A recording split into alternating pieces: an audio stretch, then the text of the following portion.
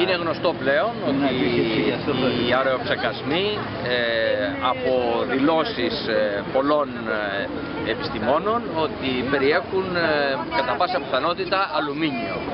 Το αλουμίνιο αυτό, η δικαιολογία αυτών οι οποίοι διαπράττουν αυτούς τους αεροψεκασμούς, ότι θα αλλάξει την θερμοκρασία και το κλίμα, το μικροκλίμα της ατμόσφαιρας και της περιοχής.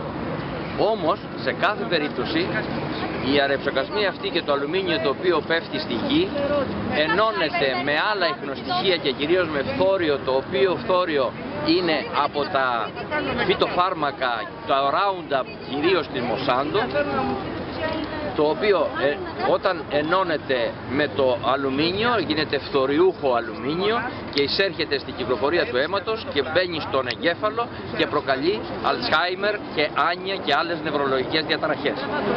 Όμως το σημαντικότερο για μας τους γιατρούς δεν είναι αυτό. Είναι ότι το αλουμίνιο καθιστά τους σπόρους, τους παραδοσιακούς σπόρους που έχουμε των φυτών, δηλαδή το σιτάρι, το καλαμπόκι ή οτιδήποτε άλλο που φυτρώνει στη γη, να μην είναι γόνιμοι οι σπόροι αυτοί. Αλλάζει την αλκαλικότητα του εδάφους δηλαδή. Ναι. Δηλαδή οι σπόροι που έχουν οι γεωργοί και φυλάσσουν για την επόμενη σοπιά δεν είναι γόνιμοι και ο στόχος των εταιριών αυτών είναι να μην είναι γόνιμοι για να χρησιμοποιούν τους δικούς τους μεταλλαγμένους σπόρους, οι οποίοι είναι ανθεκτικοί στο αλουμίνιο ή οποιοδήποτε άλλο μέταλλο ή υλικό ρίχνουν με τους αεροψεκασμούς.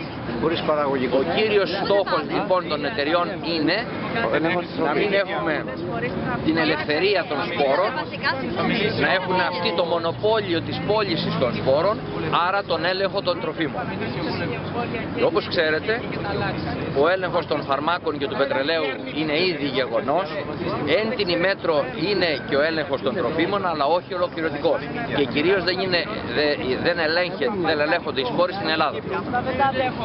Τα μεγαλύτερα κινήματα για τον έλεγχο των παραδοσιακών σπόρων βρίσκονται στην Ελλάδα, με τον πελίτη στην παρανέστη της Δράμας αφενός, και είμαστε σε συνεργασία με την Βαντάνα Σίβα, την πρώτη διδάξασα όσον αφορά την προστασία των σπόρων, των παραδοσιακών στην Ινδία, η οποία έχει ιδρύσει την οργάνωση Ναβδάνια για την προστασία των σπόρων στην Ινδία. Όπως ξέρετε, η Ινδία είναι κατεξοχήν γεωργικό κράτος, είναι ένα κράτος που το 70% είναι αγρότες και οι μεγάλες εταιρείες χτύπησαν πρώτοι από τη δεκαετία του 90 την Ινδία και με ένα δεύτερο μέτωπο ανοίγουν στην Ελλάδα προκειμένου να αλώσουν όλη την Ευρώπη, να ελέγξουν τους σπόρους, να ελέγξουν τα τρόφιμα, να ελέγξουν τον πληθυσμό. Είναι πολιτικό το όπλο, είναι πολιτικό το χτύπημα, πρέπει να δράσουμε πολιτικά, δηλαδή να αντιδράσουν οι Έλληνες, να ανατρέψουν το πολιτικό καθεστώς των Αθηνών, το οποίο είναι ένα δικτατορικό καθεστώς προτεκτοράτο της δικτατορίας των Βρυξελών.